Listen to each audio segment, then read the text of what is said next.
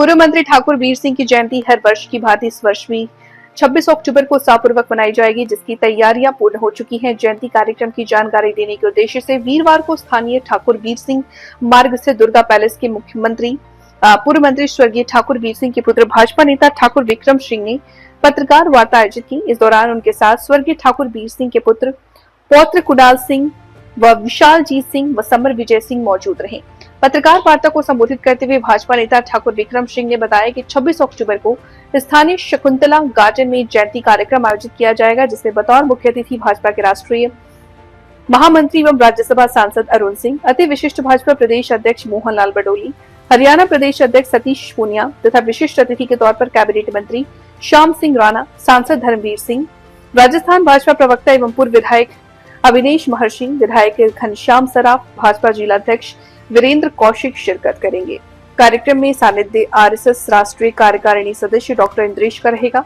उन्होंने बताया कि इस दौरान हवन का आयोजन किया जाएगा। पत्रकार वार्ता को संबोधित करते हुए ठाकुर विक्रम ने कहा कि ठाकुर वीर सिंह वर्ष 1977 में कांग्रेस के तत्कालीन मुख्यमंत्री बनारसी दास गुप्ता को हराकर जनता पार्टी की टिकट पर भिवानी से विधायक बने थे।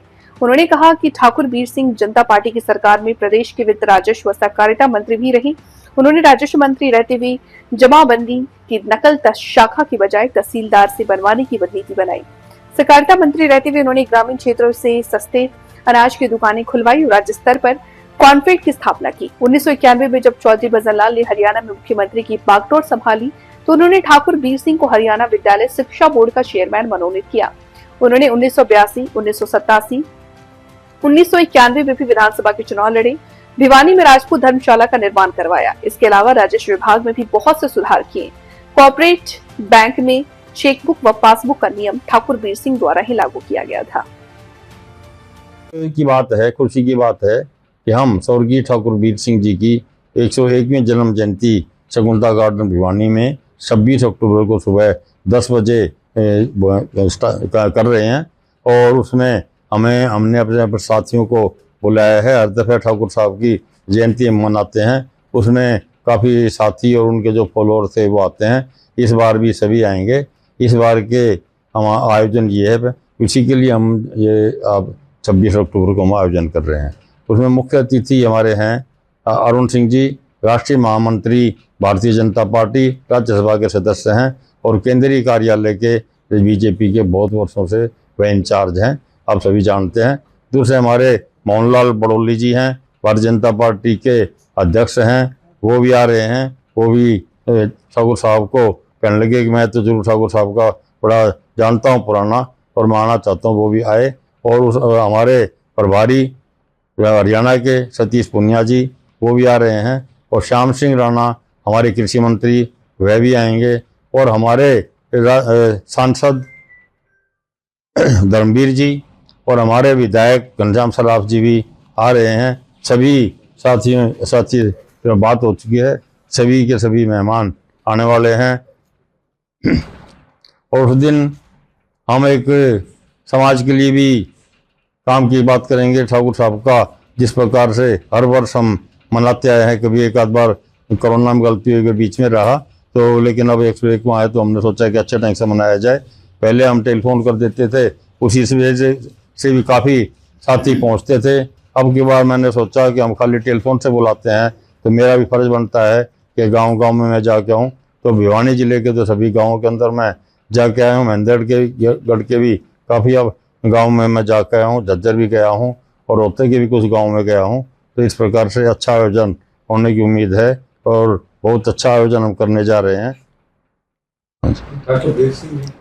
देखो मैं बताता हूँ, ठाकुर साहब को सबसे पहले जब तो देवीलाल जी ने मंत्रिमंडल में शामिल किया था तो उनको वित्त, एक्साइज एंड टैक्सेशन और टूरिज्म और हाउसिंग बोर्ड महकमे दिए गए थे। उसके बाद में ठाकुर साहब को 8 महीने में 9 बार उनके विभाग बदले गए। तो उन्होंने रेवेन्यू का भी काम किया, रेवेन्यू मंत्री भी रहे, डेवलपमेंट मिनिस्टर भी रहे और कई विभागों के मंत्री रहे। और उसके बाद में देवीलाल जी ने एक डुअल मेंबरशिप का सवाल उठाकर कि ये जो मंत्री हैं ना, ठाकुर वीर सिंह जी, डॉक्टर मंगल सेन जी, रामलाल वधवा जी, फतेह चंद विज जी, ये भारतीय इसके जनता पार्टी के भी सदस्य हैं और आरएसएस के भी सदस्य हैं। ये कह के चारों मंत्रियों को देवीलाल जी ने डिसमिस कर दिया। चौपटा में मीटिंग हुई। 3 महीने के अंदर देवीलाल जी पदमुक्त हुए मुख्यमंत्री पद से। चौधरी भजनलाल मुख्यमंत्री बने। चौधरी भजनलाल के मंत्रिमंडल में दोबारा ठाकुर साहब को मौका मिला, वह योजना और सहकारिता मंत्री बने। तो उस 3.5 वर्ष के अरसे में बहुत काम किए। रेवेन्यू मिनिस्टर रहते हुए ठाकुर साहब ने, जो एक किसानों को बहुत बड़ी समस्या थी उस समय कि उनको जब अपनी जमाबंदी मंगाते थे या कोई और फर्ज लेनी होती थी तो बहुत पैसे चार्ज किए जाते थे। पिताजी ने नया कानून बनाया और सदर कानूनों का एक पद रख दिया। पूरे जिले के पूरी की पूरी हर गांव की हर कानून का रिकॉर्ड वहां पे मिलता था। जैसे और चीजों की हम रजिस्ट्री की ना कर लेते हैं, वैसे अपने फर्ज की उनकी जमाबंदी लो और उनकी फीस निश्चित है, वही फीस ली जाती। आज भी परंपरा चल रही है। उन्होंने और भी कई काम किए रेवेन्यू में कि पहले गिरदावरी ऐसे ही चेंज कर देते थे, तो ठाकुर साहब ने ये कर दिया कि जो मालिक है उसको बुलाए बगैर, नोटिस दिए बगैर किसी की भी गिरदावरी मनमाने तरीके से पटवारी नहीं कर पाएंगे। तहसीलदारी मौके पे जाएगा, पटवारी मौके पे जाएंगे, दोनों पार्टी खड़ी होंगे तो वह कार्य होगा। इस प्रकार से उन्होंने उसमें किया। डेवलपमेंट मिनिस्टर जब बने तो एक विशेष काम ठाकुर साहब ने किया कि उससे पहले डेवलपमेंट मिनिस्टर नाम का डेवलपमेंट मिनिस्टर होता था। तो ठाकुर साहब ने कहा कि डेवलपमेंट मिनिस्टर के पास कोई काम नहीं है, ये बड़ी बड़ी सुरक्षा मिली। उसके बाद में एक डेवलपमेंट बोर्ड बनाया गया कि जो भी कार्य होगा हर मंत्रालय का डेवलपमेंट मिनिस्टर के पास से होकर गुजरेगा। उस समय भी काम किया।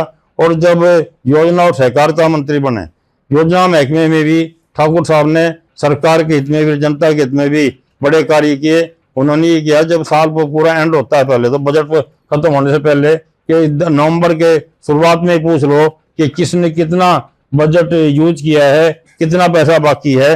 अगर पैसा बचता दिखाई दिया और दूसरे महकमों में कमी है तो वहां पर वह पैसा भेजा जाता था।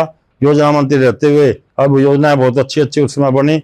और फिर सहकारिता विभाग, जिसकी आप सभी चर्चा भी कर रहे हैं, इंद्रेश जी ने भी पूछा, सहकारिता विभाग में पहले लोग जो सहकारिता का काम देखने के लिए लोग महाराष्ट्र जाते थे, गुजरात जाते थे, वहाँ बहुत पुराना सहकारिता का कार्य चलता था, किस प्रकार से वह काम करते हैं। ठाकुर साहब ने जब हरियाणा में चार्ज संभाला तो 3.5 साल के अरसे में सहकारिता विभाग को ऐसा बना दिया कि महाराष्ट्र और गुजरात के लोग हरियाणा का मॉडल देखने के लिए आते थे कि किस प्रकार यहाँ पर काम किया जाता है। सहकारिता के लिए उन्होंने हर गांव के अंदर एक कॉन्फर्ट महकमा बनाया नया। कॉन्फर्ट महकमे के अंदर हर गांव के अंदर एक दुकान बनाई गई। दुकान पे सामान रखा गया, कपड़ा है, राशन है, दूसरी चीजें जैसे कि डिपो में मिलती हैं वैसे उसमें रखा गया। और उसमें एक सेल्समैन और एक हेल्पर को नौकरी मिली, जिससे काफी हजारों लड़कों को नौकरी मिली। और उनके डीएम भी बने, उनके एएम भी बने, उनके दूसरे बड़े भी बने। तो इस प्रकार से बहुत बड़ा महकमा बन गया था। और बाद में तो लोग ये कहने लगे जो ठाकुर साहब का महकमा है और उसको खत्म करने में लगे रहे, वो अलग बात है। लेकिन उसमें रहते हुए जो ठाकुर साहब ने, जब चीनी मिल थी उनके अंडर में थी, तो उन्होंने पूछा कि भी जब एक दफा सीजन चला गया उसके बाद में आप कैसे स्टार्ट करते हो। तो उन्होंने बताया कि हम तो लाखों रुपए की लकड़ी खरीदते हैं, लकड़ी खरीद के पहले हम उससे करते हैं, बाद में फिर चालू रहती है मशीनें। ठाकुर साहब ने ये कहा कि लकड़ियां नहीं जलाओगे आप, लकड़ियों की जगह जो खोई बचती है, खोई को आप सुखाओ और सुखाकर उसी को ईंधन के रूप में चालू करो। तो लाखों रुपए हर शुगर मिल में बचत हुई। चीनी की भी वित्तता बढ़ाई गई, गन्ने के किसानों को भी अच्छी तरह से काम करने का मौका मिला, समय पर पैसा दिया गया। तो सहकारिता विभाग में चाहे हाउसिंग की थी, चाहे इन्फेड फैक्ट्री थी, उसमें एफेड की फैक्ट्री थी। एफेड की फैक्ट्री को भी कामयाब करने के लिए ये कहा कि जहाँ पर सरसों ज़्यादा पैदा होती है वहाँ तेल के मिल लगाए जाएं, जहाँ पर दाल ज़्यादा है वहाँ दाल के मिल लगाए जाएं, और जहाँ पर गन्ना ज़्यादा है तो वहाँ पर और भी शुगर मिल लगाए जाएं। एफेड ने भी बहुत अच्छा काम किया उस समय। और कोऑपरेटिव बैंक में ठाकुर साहब ने बोर्ड बनाकर नौकरियां, बहुत बच्चों को नौकरियां मिली उससे भी। और हमारा लैंड मॉर्गेज बैंक था, उसमें भी एक योजनाबद्ध तरीके से बोर्ड बन के और उसमें भी काफ़ी लड़कों को योजनाएं मिली। उसके बाद में ठाकुर साहब जब एजुकेशन बोर्ड के मंत्री, एजुकेशन बोर्ड के चेयरमैन बने, उसमें भी ठाकुर साहब ने 1 साल चेयरमैन रहे और बड़े बड़े काम किए। 4 रंग के पेपर उसी समय स्टार्ट करे थे ठाकुर साहब ने कि नकल रोकने के लिए बहुत ज़रूरी है। नकल अगर नहीं रुकेगी तो बच्चे इंटेलिजेंट नहीं होंगे, बच्चे पढ़ाई नहीं करेंगे, नकल मार के पास हो जाएंगे। और 4 रंग के पेपर करने से थोड़ा विरोध भी हुआ, लेकिन बाद में समूचे तरीके से चले, एग्जाम भी हुए।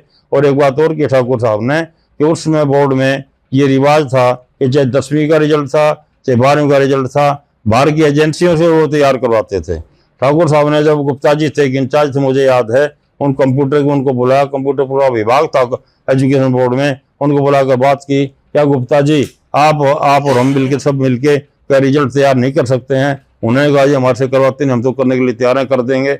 उनसे करवाया, दोनों 10वीं का भी इंद्रेश जी और 12वीं का भी लाखों रुपये, 25 30 40 40 रुपए के ठेके उठते थे और वो फ्री में हुआ।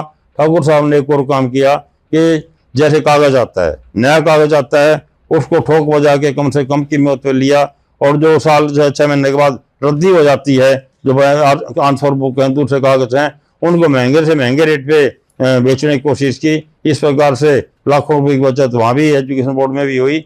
और उस समय एक बड़ी बात हुई, उस समय की बात अगर याद भी हो तो किसी पत्रकार को, कि 2 स्कूल थे उस समय, हिंदू हाई स्कूल सोनीपत और एक स्कूल और था, वो बड़ा फेमस था, राठी जी का स्कूल था। दोनों के अंदर 200 अगर मेरिट आती थी हरियाणा में, तो 100 मेरिट 100 मेरिट उन 2 स्कूलों की आती थी।